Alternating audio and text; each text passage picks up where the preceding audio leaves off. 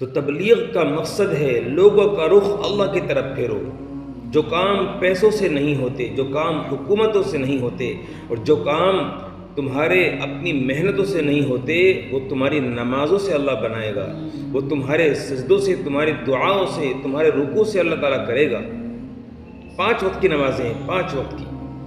پہلی نماز کون سی ہے؟ فجر کی نماز۔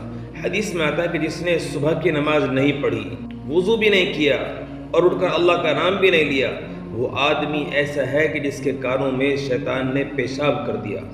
اور جس نے سالوں سے نماز نہیں پڑھی، مہینوں ہو گئے اس کو نماز پڑھے ہوئے، تو اس کے کان تو شیطان کے گٹر بنے ہوئے ہیں کہ اب خیر کی بات اس کے کانوں پہ اثر نہیں کرے گی، وہ شیطان کے پیشاب سے بھرے ہوئے ہیں۔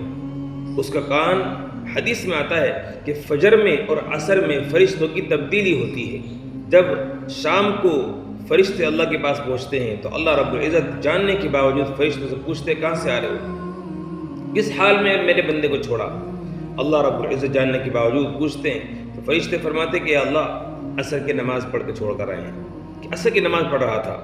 اور جب صبح کو فرشتے پہنچتے ہیں اس کے بعد فجر کی نماز کے وقت میں، تو فرشتوں سے اللہ تعالیٰ پوچھتے ہیں کہ کس حال میں میرے بندے کو چھوڑا، تو فرشتے کہتے کہ اللہ فجر کی نماز پڑھ رہا تھا، فجر کی نماز پڑھ کے چھوڑ کر آئے ہیں۔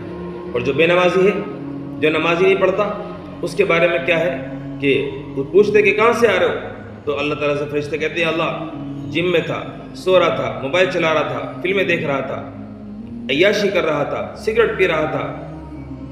تو اس طرح سے جب ہمارا رزلٹ اللہ کے پاس پہنچے گا تو میرے بھائیوں بتاؤ کہ ہم پر پھر کیا وبال ٹوٹے گا، کیسے اللہ کی ناراضگی ہوگی، کیسے پھر ہمارے کام بنیں گے۔